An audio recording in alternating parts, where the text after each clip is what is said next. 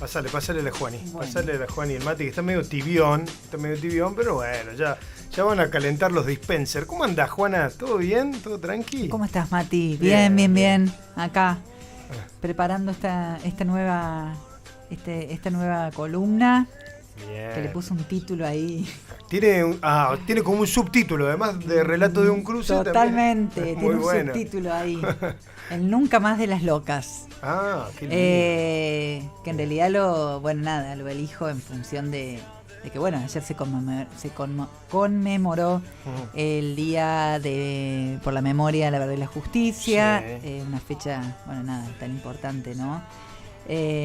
Y hay un libro que se llama El Nunca Más de las Locas, escrito hace un par de años por Matías Máximo, que es muy interesante. Un libro donde se recaba un montón de información, testimonios, historias, relatos de cómo vivió, ¿no es cierto?, nuestra comunidad, la comunidad LGTB, Q+, en general, ¿no? Digo, en toda su diversidad, cómo atravesó ese periodo tan cruento, tan oscuro de nuestra historia argentina, que fue la última dictadura, ¿no? Entonces, que fueron bastante silenciadas durante mucho tiempo, más allá de los compañeros y compañeras detenidas, desaparecidas. En su momento se empezó a hablar de la comunidad trans, que había muchas personas que habían sido desaparecidas, mucho más acá en el tiempo, ¿no? Totalmente, Mati. De hecho, también por ahí, en algunas redes sociales, en algunos espacios, desde la propia militancia, ¿no?, de la comunidad, se habla de un número simbólico que es el 30.400, haciendo referencia, ¿no es cierto?, a un número que surge de una investigación que posterior a la vuelta de la democracia realiza el rabino Marshall Mayer, que es un rabino conservador, militante por los derechos humanos, que estuvo 25 años acá en Argentina y, según lo que cuenta, ¿no?, el relato oficial, es que fue el único miembro de la CONADEP que plantea esto de estos 400 homosexuales desaparecidos. Y cuando habla de homosexuales, en realidad, convengamos que, si situamos y contextualizamos en ese momento, no estaban tan apropiados los conceptos como, las identidades tampoco tan diferenciadas. Sí. Entonces, él en esos 400 homosexuales incluye claramente a lesbianas, mujeres trans, travestis, transexuales y otras identidades disidentes. Y lo que hoy podemos conocer como todo el colectivo de la diversidad de identidades, que quizás incluso entrada a la democracia, si uno piensa en las primeras marchas allá por el 92, también era gays y lesbianas, y después fuimos sumando. Recién en la tercera marcha la comunidad trans toma ahí como puede plasmar en esa tercera marcha la identidad trans, ¿no? Como militancia, sí, totalmente. Entonces, entonces ese número que es tan simbólico, nos trae como a reflexionar esto. Obviamente yo no soy una persona que, tengo una trayectoria en la investigación con respecto a esto. Simplemente desde este espacio, contar algunos relatos, contar testimonios, porque también, es hacernos un lugarcito dentro de esa historia oficial. Claro. Como siempre le toca un poco, ¿no? A la militancia de la comunidad LGTB, es ir haciéndose ese espacio y ese reconocimiento dentro de una historia oficial. Que no viene a quitar protagonismo, que no quiere, hay varias discusiones, ¿no? Dentro del colectivo, hay quienes reclaman que ese número se tenga en cuenta, pero también se entiende que en este contexto que ha costado tanta lucha, recuperar esta historia, es importante también empezar a recordar y a construir nuestra propia historia desde el colectivo a partir de los testimonios. También mencionar, que el juicio Brigadas, que es uno de los juicios de lesa humanidad que se realizó en el 2000, que comenzó en el 2020, si mal no recuerdo. En ese juicio testimonian 8 mujeres trans contando puntualmente lo vivido, ¿no? Digo, 8 mujeres trans que representan a todo un colectivo, porque si hay algo que creo que es necesario destacar y rescatar en esto de hacer memoria, es que la comunidad LGTB sufrió, como lo dice también algunos hay anales de la historia reciente, lo vivido en cuanto a la tortura, ¿no? Digo, de hecho, Carlos Jáuregui, que es quien recopila un poco todo esto que el rabino Marshall Mayer cuenta y expone en la CONADEP, Carlos dice, bueno, había un tratamiento especial, ¿no? Ahí la cuestión, digo, sexogenérica se veía en la forma sádica y cruenta de la tortura a las personas de la comunidad. Entonces, digo, desde el insulto hasta las vejaciones sexuales, digo, bueno, hablan de que había un condicionante ahí externo, ¿no? Digo, digo externo, o de alguna manera, digo, más allá, digo, de que podían ser militantes, esas personas secuestradas, se le agregaba la condición sexogenérica. Entonces, digo, eso ha hecho que desde la comunidad se reclame ese reconocimiento, ¿no? Claro. Y de que se pueda instalar en el discurso de los diferentes juicios la violencia sexual que se recibió. Traje también por ahí, bueno, unos testimonios que me parecía interesante. No sé si, Mati, estamos ahí, estamos, pero bueno, mirá, después de una semana ahí de poder entablar un diálogo a través de mi compañera Fanny Bustos, que es una gran militante de nuestra ciudad, una compañera trans. Bueno, ella me hizo este contacto con Gabriela, que Gabriela estuvo detenida en el periodo de la década del 70, digo, durante el último golpe militar, estuvo detenida en el Pozo de Banfield, con todo lo que significa ese nombre, ¿no? Para nuestra historia. El Pozo de Banfield, cabe destacar que funcionó desde 1974 a 1978, donde, bueno, hay un número aproximado ahí de detenciones, un número que bueno, que siempre se está, ¿no es cierto?, tratando de investigar y conocer aún más, pero ya hay 350 casos de detenciones que se dieron en ese pozo, que era un pozo de extrema tortura, y también fue una maternidad clandestina, y que, mirá vos, digo, no es que comienza, no es la existencia de ese pozo no se inicia en el 76 con el inicio del golpe, sino que ya había una existencia previa al 76, digo, porque también eso muchísimo es antes. Necesario aclarar. Yo creo que desde el 55 empezó la violencia, exactamente, ¿no? Con el bombardeo a la plaza. Totalmente, una violencia institucional perpetuada por el Estado en ese momento democrático y luego por las Fuerzas Armadas, pero digo, bueno, no digo también rescatar eso, digo, me parece interesante. La tenemos al aire. Gabriela, ¿cómo estás? Buenas tardes. Hola, buenas tardes, ¿cómo te va?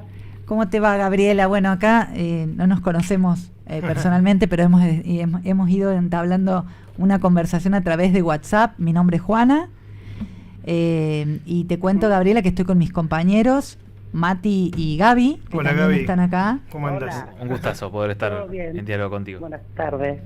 Y nada, Gaby, nos parecía interesantísimo poder contar con un testimonio oral de alguien de alguien que estuvo ahí, ¿no? Digo, que fue parte de esa historia. Y bueno, Fanny tan generosamente me hizo ese contacto con vos. ¿Cómo estás? ¿Cómo va tu día? Bien, ¿puedo hacer una pequeña corrección? Sí. El Pozo de Banfield estuvo hasta el año 1995. Bien. A ver, contame, vos tenés esa información. Claro, ahí yo conocí a Pablo Díaz. Ajá. Tuvieron gente extranjera, los uruguayos. Bien. Adelante de todo estaban las mujeres embarazada, y en la última celda, amontonada y como podíamos, las personas LGBT. Bien, bien. ¿A vos te detienen cuándo, Gabriela? Con 18 años. Bien. Por ropa inapropiada. Por ropa inapropiada, en función de un edicto, ¿no? Sí. Del F2, creo que si no me equivoco, era así se llamaba ese edicto policial. Bien. Por edicto policial, sí. Exactamente. Más o menos, digo, ¿en qué año esto sucedió? Fin de los 70, principio de los 80. Principio de los 80, bien, pero en plena dictadura, ¿no? Para dejar en claro. Sí. Estuve 3 meses, después salí, estuve 4 o 5 meses trabajando. Y qué paradoja, ¿no? Empecé a trabajar pieza, empecé a vestirme para trabajar, me quedé con el uniforme del trabajo. Y me estaban detenida con el uniforme de trabajo. Wow. Bien. Y ahí estuve 1 año. O sea que podés dar cuenta de que había como un ensañamiento, había una identificación ahí, ¿no? También digo con las personas del colectivo. Y a vos en la primera detención, yo no sé hasta dónde, querés contarnos. Obviamente vos te sentís en la libertad de contarnos lo que vos quieras, sí. Porque también es como recordar, ¿no? Contar es volver a pasar por esa situación, pero en esa primera detención, ¿vos sufrís torturas? En esa primera, sí, sufrí tortura, maltrato físico, psicológico, y fue mi primera vez. Yo caí siendo virgen. Yo ya estaba formada, mi familia me aceptó, yo a los 15 años ya me vestía y estaba formada como mujer, pero ahí conocí, como decir, mi primera relación sexual. Bien. O sea que recibiste violencia sexual. Total, sí. Bien. Y eso, ¿y vos estabas alojada en una celda con otras compañeras trans? No, era cuando vos caías, ellos llamaban ingreso, y ¿viste la fosa de los mecánicos? Sí. Bueno, estaba todo cerrado y había una pequeña escalera y nos metían ahí a 20 chicas trans durante 1 mes. Solamente nos bajaban un vaso de agua, nada más. Bien. Después de ahí sí, te repartían a distintos pabellones. Si veías una chica trans muy fina, muy delicada, te ponían una etiqueta. ¿No? Sí. De un color. Ese color pertenecía al país que vos te ibas a ir. Bien. Wow. ¿Y a vos te habían etiquetado, Gabriela? A mí me etiquetaron, pero yo, el que me golpeó, me lastima la cara, y otra chica trans siempre me hacía que me pellizcara para que se me infecte, porque a mí me querían vender para Francia. Bien.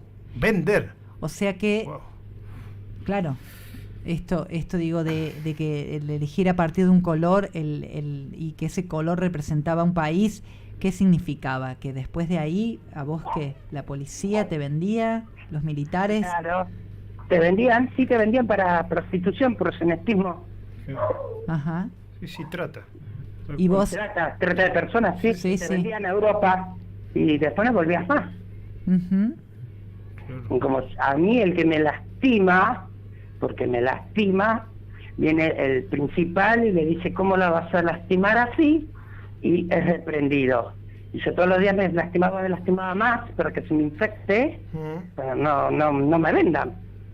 Claro. No te venden. ¿Y así estuviste 1 año, digamos, casi? No, ahí fue la primera vez, 3 meses, y te soltaban encapuchada en las rutas y desnuda, y te decían correr.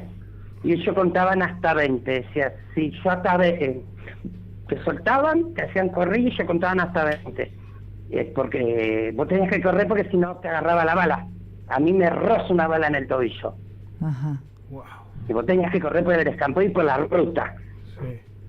¿Y a dónde acudiste apenas pudiste? Empecé a correr, me caía dentro de un zanjón. Como salí, no sé qué samaritano está de turno y me levanta una rastrojera, me pregunta qué me pasó y me levanta y me esconde entre fainas para que le lleve la comida de los cerdos, me escondió ahí. Bien. O sea que una persona, perdón, Juan, sí. Una persona, así, una ciudadana se apiadó de vos, ¿no? Claro.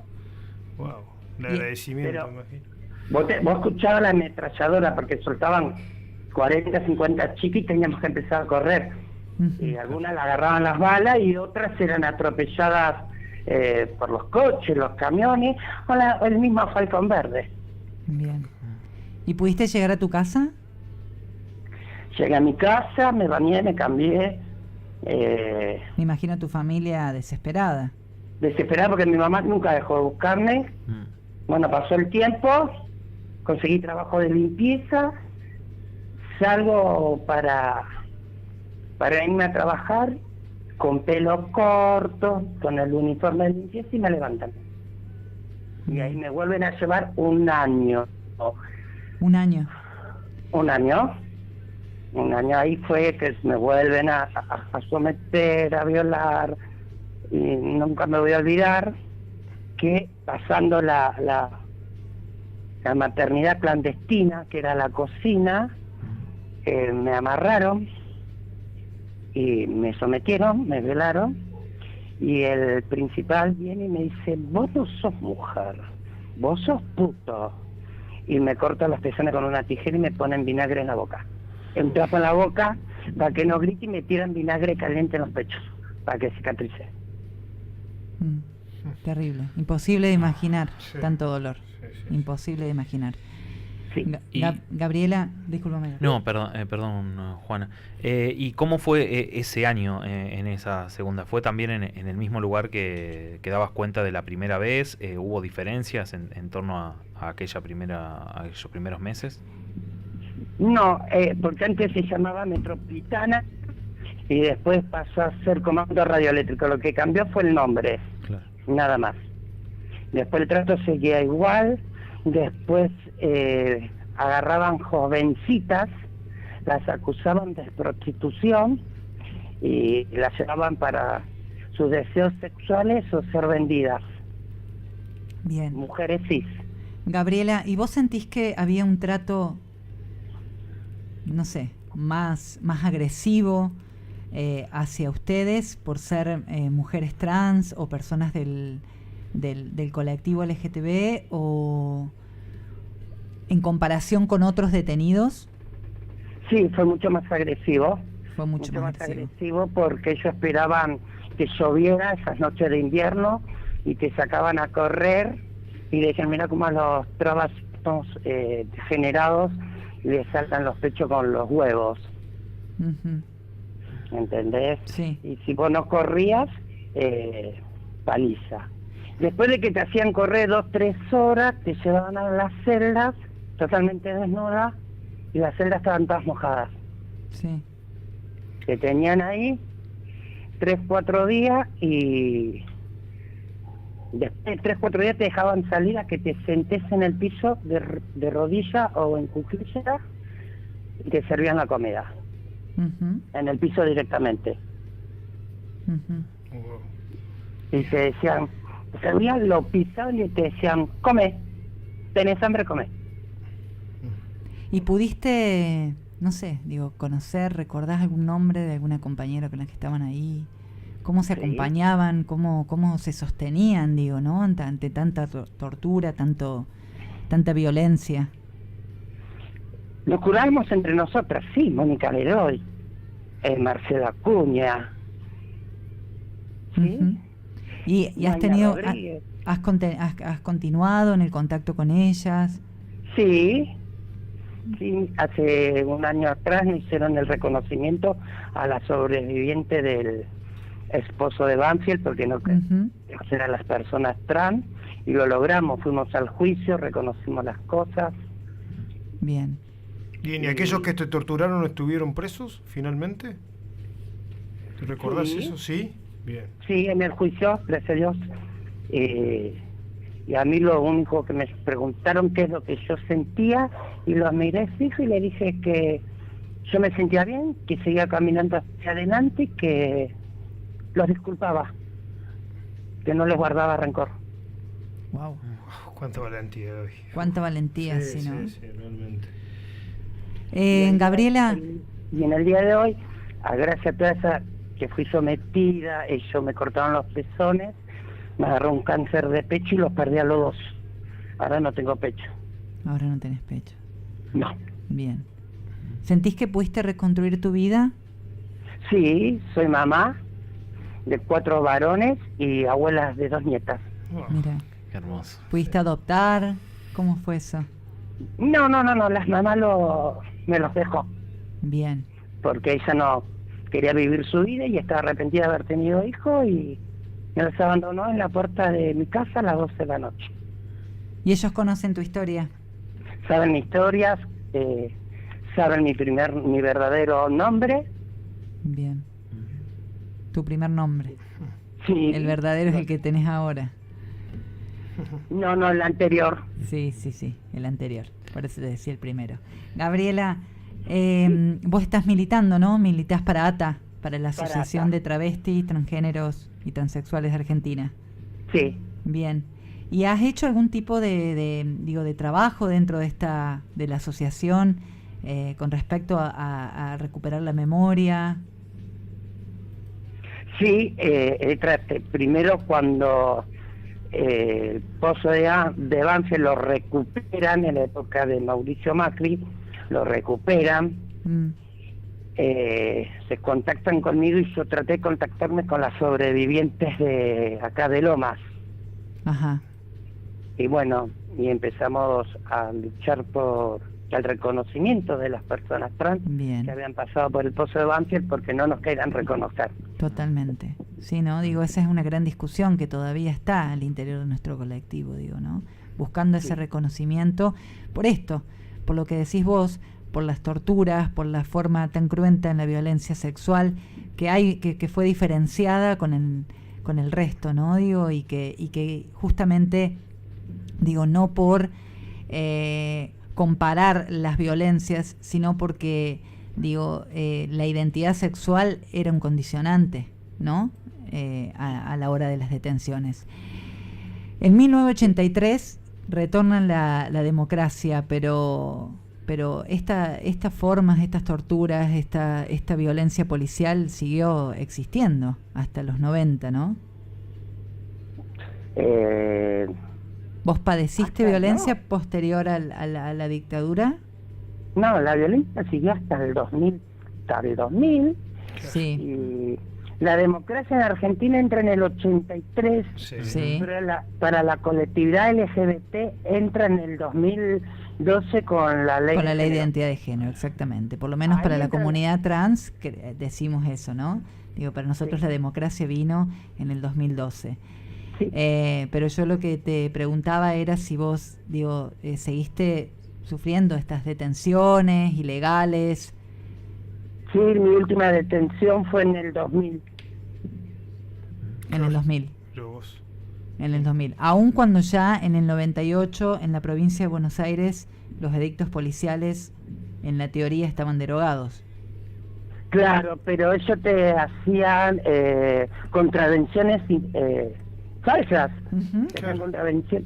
Yo trabajando para el municipio de Lomas me llevaron detenida por prostitución.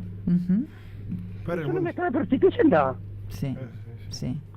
Cuando se habla de la dictadura, digo, se habla de un plan sistemático, ¿no? Digo, de persecución, de tortura, de detención. Y para nosotros eso también, digo, ¿no? Vos ahí estás dando claramente un ejemplo muy claro de una violencia del Estado sistemática, que es un poco nuestro gran reclamo, ¿no? Digo, esa reparación histórica, que si bien la ley de identidad de género nos ha permitido existir, ¿no? Legalmente, como tantos otros beneficios, creo que la ley integral ya pide otro tipo, ¿no? Digo, una reparación, digo, que nos consideren víctimas del Estado, del Estado por todo lo ocurrido durante la dictadura y posterior a la dictadura. Sí. Creo que esa también debe ser tu lucha y tu militancia desde ATA. Claro, desde ATA estamos peleando por la ley integral porque son 5 leyes dentro de una. Nosotros no estamos a favor del cupo, porque el cupo es limitado de 18 a 40. Bien. ¿Qué pasa con las adultas mayores? Sí, sí. Entonces, vos sabés que en nuestra ciudad, Gabriela, en nuestra ciudad hay un programa muy interesante, digo, dentro del Estado municipal, donde se aborda un montón la diversidad en la tercera edad, en adultos mayores, porque claramente es la gran preocupación, digo, ¿no? Muchas de ustedes han sido trabajadoras sexuales toda su vida, y no tienen aportes, y también expulsadas de la familia, no tienen red de apoyo afectivo ni material. Entonces, nada, es preguntarnos y preocuparnos qué va a ser de nuestro futuro, no digo cuando seamos viejas. Y hasta ahora es incierto. Es incierto, claramente. El día de hoy seguimos acompañando a nuestras compañeras, por lo menos hablo de la provincia de Buenos Aires, a nuestras compañeras, la misma comunidad. Claramente. Yo me he contactado con algunos familiares y le he dicho, falleció Laura. No. Acá no era Laura, se llamaba Alberto y no quiero saber nada de ese hijo. Y ahí te insultan, sí. Denigran la misma familia y cortan. Sí. Y nosotros nos tenemos que hacer cargo de reconocerla, pedir un velorio municipal, llevarla hasta su última morada, entre nosotras mismas, porque el futuro es incierto. Hasta ahora seguimos peleando, no vamos a Totalmente. Más. Totalmente. Por eso es tan válido este testimonio tuyo, por eso es tan válido que se generen espacios. Yo acá tengo una pequeña columna, te cuento, todos los martes, y hablamos sobre temas y reflexiones sobre, desde nuestra comunidad trans, que también considero que es un espacio de construcción y de visibilización, que es lo que intentamos todo el tiempo exigir, ¿no? Que nos vean, que tengan en cuenta nuestras singularidades, y todo lo que ustedes atravesaron. Ustedes, yo me considero parte de la comunidad trans, soy una mujer trans, pero bueno, no he tenido esta historia, pero sí conozco muchas, y este testimonio tuyo hoy la verdad que refleja lo vivido en un momento histórico tan oscuro de nuestro país, y también reconoce, ¿no? Esto que se viene militando desde el colectivo, que es el reconocimiento a cómo vivieron las identidades disidentes el proceso de la dictadura. Yo te agradezco un montón, porque la verdad que abrir tu corazón y abrir tu cabeza a todos estos recuerdos debe ser muy fuerte. Estarás acostumbrada, es parte de tu lucha, se nota, tenés muy claro todo. Por ahí capaz que nos hubiese encantado preguntarte un montón de otras cosas, pero nada, nos deja perplejo tu historia, porque bueno, nada, la escuchamos y intentamos imaginar lo que has vivido. Pero nada. Cuando quieras me podés contactar y... Obviamente, nuestra idea... Si tenés preguntas y yo respondo. Totalmente, Gabriela. Sé que tenés ese corazón generoso. En algún momento habíamos pensado en traerte con Fanny para alguna actividad, y lo tenemos ahí re pendiente porque queremos que vengas, que conozcas Córdoba. Que no conozco. Que no conoces, lo sé, por eso te lo decía. Y nada, y en algún momento lo vamos a hacer posible a eso. Dale. Gaby, y me permito tutearte, te agradezco un montón de corazón, desde acá, desde el programa Volver a Casa. Después yo te voy a compartir el link para que lo puedas ver completito el programa, y que lo puedas compartir también allá con tus compañeras. Muchas gracias a todos ustedes. Gracias a vos. Gracias a vos, Gabriela. Chau. Un abrazo enorme. Chau. Un beso, hasta luego. Bueno, qué testimonio, ¿no? Tan fuerte, y que nos hace repensarnos todo el tiempo cuando escuchamos los discursos de las diferentes víctimas del terrorismo de Estado, y a veces también nos da mucha bronca saber que en este 2025 haya negacionistas en nuestro país, sobre todo. Sí, y sumado a eso, pensaba cuando escuchaba un relato tan cruento que como bien decía vos, Juan, y el agradecimiento a abrirse y a contarlo acá de Gabriela, de cómo incluso historias como la de Gabriela han seguido invisibilizada mucho más tiempo que la que siguieron la de otros compañeros y compañeras que han pasado por esos años de dictadura, y por eso creo que es valorable que hoy estemos hablando del nunca más de las locas, porque creo que también habla, más allá de que podemos entrar en la discusión de si decimos 30.400, si decimos 30.000, digo, siempre volvemos los números al están número abiertos. Y están abiertos porque estas son las historias que podemos contar. Y Gabriela estuvo en un centro clandestino en la provincia de Buenos Aires, pero aun cuando hoy hay todavía gente que te mira de forma violenta en el interior del país, ¿cuántas historias de estas se habrán callado y con ese pacto de silencio se han llevado los responsables de la dictadura? ¿Y cuántas historias no vamos a poder visibilizar? Así que nada, este granito de arena me parece que es fundamental para decir eso, ¿no? Que existimos, que existieron y que van a seguir existiendo las diversidades, y que muchas veces, por más que quieran ocultarlo, como en otras militancias fuera de los colectivos, vamos a estar con estos espacios para la lucha. Totalmente, totalmente. Así que gracias, Juana, por eso. Bueno, no, nada, gracias a ustedes. La verdad que es un programa, digo, no sé si se pasó el tiempo, no se pasó el tiempo. No, volando se pasa el tiempo. Se pasó el tiempo volando. Porque la verdad que, bueno, nada, digo, quedarnos en esa escucha para mí significó también, y creo que para ustedes, porque nos veíamos las caras, digo, y nada, ahí como perdidos en ese, literalmente en ese espacio del tiempo, escuchando esto. Creo que el cierre lo dijiste vos, Gaby. Y tenía algún otro relato, digo, o testimonio, pero nada, me parece que esto fue muy claro, escucharlo en primera persona, escucharlo en primera persona fue mucho más rico. Y simplemente nada, digo, decir esto, ¿no? Digo, el significado que tienen, el reconocimiento de lo vivido, y que bueno, y que este espacio busca eso, ¿no? Digo, desde el relato de un cruce, encontrar estas historias y hacerlas visibles, creo que le devolvemos un poquito de dignidad a estas vidas. Sí, tal cual. Gracias, Juana. Te Gracias esperamos el martes que viene. El martes que viene nos estamos viendo. Sí, bárbaro. Bueno, Juana Hidalgo con relato de un cruce. No, lo dijo Juana recién, pero si alguien se está sumando ahora, mañana ya está cargada y pueden recuperar las columnas anteriores. Totalmente. Y todo, que son muy exitosas en nuestro canal de YouTube. Sí, la verdad que tiene muchísimas reproducciones las columnas de Juana, así que gracias a todos los que están ahí. Gonza.